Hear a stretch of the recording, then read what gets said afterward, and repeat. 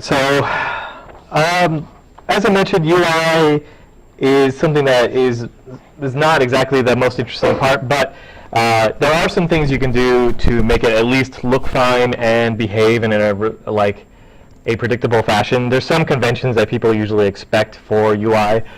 Some interesting things to note is that like the buttons for accept and cancel are flipped in Japan and United States. So like when we localized our game for Japan, like the buttons we used to hit OK and cancel, we flipped. And little things like if you put the OK and cancel button in reverse order on even just one screen, you'll almost always hit the wrong one. We had a bug in one of our dialogues. Just one of our dialogues had like the buttons reversed. And it was like, are you sure that you want to quit the game or something? And every time it would pop up, you would accidentally cancel it instead of hitting OK. So maintaining consistency between your UI is really important too. So especially if you're using a controller. So last week I went over how to set up UI in the world to show like a health bar over something in the level that was controlled through a GUI layout. Today you can use layouts for this, but I'm going to show you how to do them using GUI buttons. So the general idea behind UI screens when you're running the game is that each of your UI screens should be its own prefab. So you should make an object that contains all the UI interactions that you want for that screen. So imagine that for like the pause menu, you want one prefab for the pause menu, so when you hit escape you'll see a menu, and that prefab will get created. And then you'll need another prefab which has a different screen on it for things like the options, or for things like saving your game or loading your game. You can do all that stuff through the menu too. And I think that having them as prefabs keeps it nice and clean, plus it makes it easy to tell when the player wants to leave those menus. So I'm going to show you the way to do that. One of the other things I'm going to do is, let's see, I'm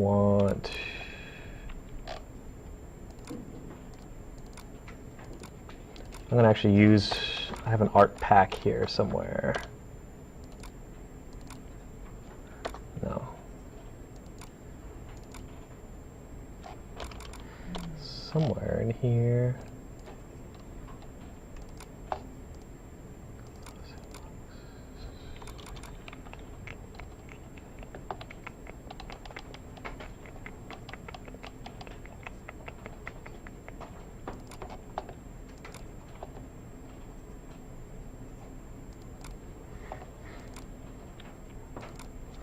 Okay, there's that. There's that. I'm going to get it from SVN.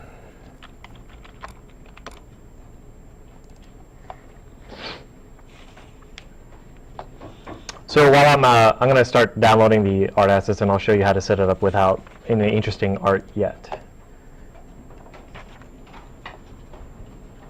Because like I'm kind of tired of seeing all the default Unity buttons everywhere. So hopefully, if you guys have the time and energy, you can actually make custom skins and styles for your buttons. Let me go here. Let's check out.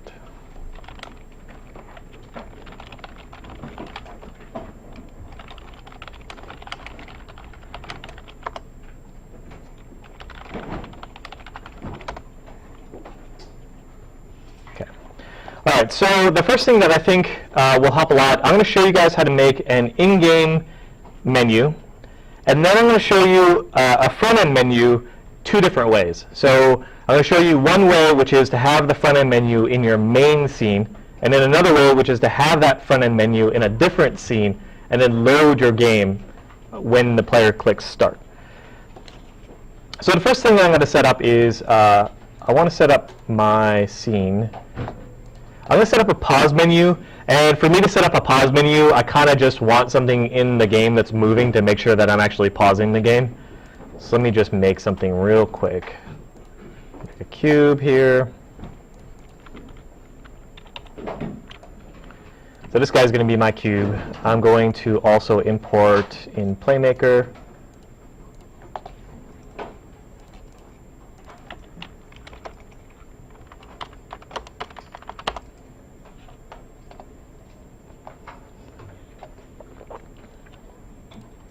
And the nice part about doing UI like this is that you really only have to make it one time, and you just use it for every single game that you have. So you don't have to like remake it every time. The only things you might have to change are the styles so that the assets look the same, like the buttons look like the rest of your game. But for the actual functionality, you can share this across all of your games. And the one constant that I've also noticed, and I still have yet to see any team or any game company that does it differently, is that there's never like one consistent UI engine that's used for people when they're making games. Like Blizzard, we use all kinds. Like for us, we were using Scaleform, we're using something called Microsoft Expression Blend, we wrote our own, we had some middleware we tried using. StarCraft 2 uses Scaleform, they also are ripping out Scaleform because they don't like it, so they're writing their own. World of Warcraft has their own proprietary UI system in there. Diablo 3 has their own proprietary UI system in there. The last game I shipped, we used Scaleform, which is a mistake as well because Scaleform is just super expensive. Unreal 4 originally had their own UI system, then they rewrote it, then they dropped the thing that they wrote, they completely removed it, implemented Scaleform, and then they're still continuing to use Scaleform now for Unreal 3. So there's no real, that's the only weird thing is that you'll get to like a job, and the way that they do UI will probably not be the same as the way that you've ever done UI on any other game. Unless you're using Unity, in which case I think if you're using Unity, it's pretty likely that you'd be using a package called NGUI. I'm not going to show NGUI here. It's like $95 if you want to use it, but it pretty much handles like a lot of very common UI cases that you might need. All right, so I got Playmaker here. I'll take my cube.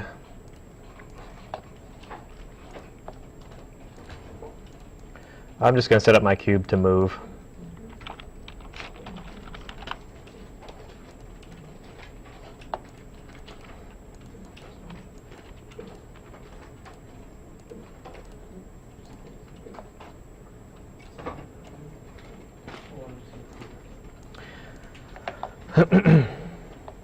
I just wanted my cube to move kind of back and forth just to see that, okay, there's something happening, so I'll know when I actually pause it.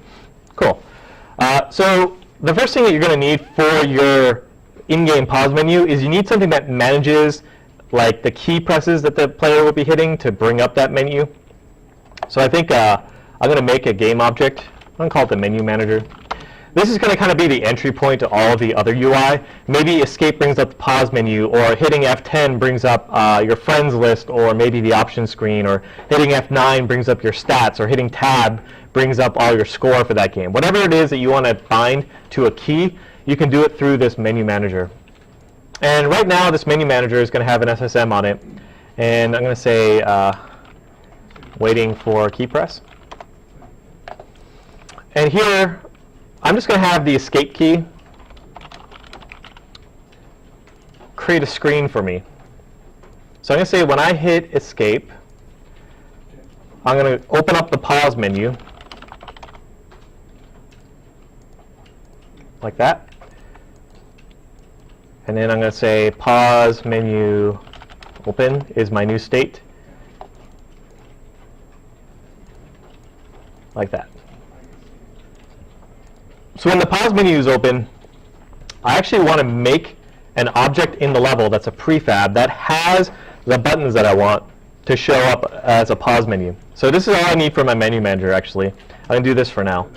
I'm going to make another game object, which is going to be a UI object, I'm going to call it, and it's going to be the pause menu.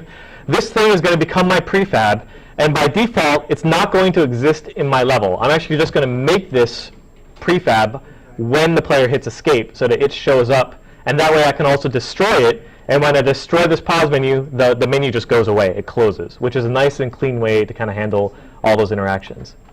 So I'm going to go to Playmaker FSM on this pause menu, and pause menu open is the name of the default state. I'm going to start off with just two, maybe just one button for now. I'm going to make one single button that is over here. Maybe I'll move it to be kind of in the middle.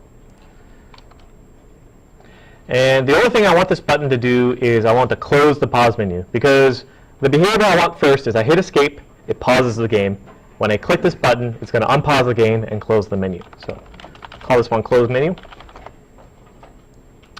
And I want to set it up so that when they click on it, this menu gets destroyed. So I'm going to go here. I'd say close menu is my new event.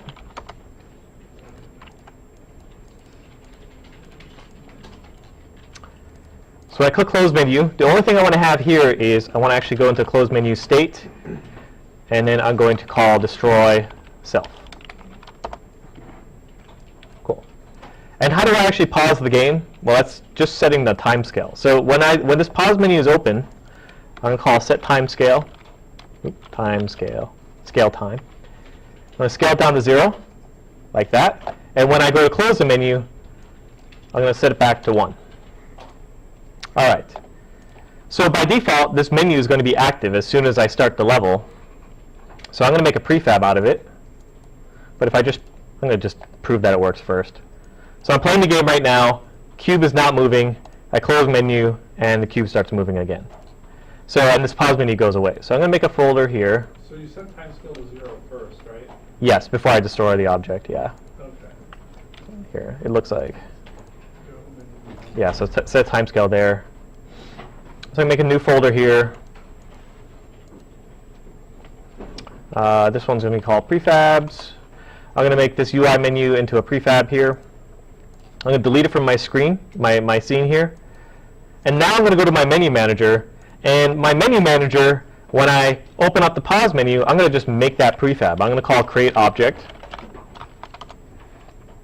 And I'm just going to drag the pause menu here. So I'm actually making this thing in the level, and this pause menu is set up so that as soon as it's spawned, it pauses the game, right? So I press play. The cube is moving. If I hit escape, the pause menu shows up, right? So see how that thing is open, and see how the pause menu was made in the level? When I close the menu, the pause menu goes away. Notice here, it's still stuck in this state though, like I can't hit escape again. So we need this menu manager to be aware of when you close the pause menu, go back to waiting for more key presses. The easiest way I found to do this is to store the pause menu into a variable. I'm going to make a new variable here. I'm going to call this the current open menu. Maybe I'll just call it current menu. Current screen, let's say. I'm going to add one of these guys. And when the pause menu gets open, I'm going to store that object here. And then I'm going to just see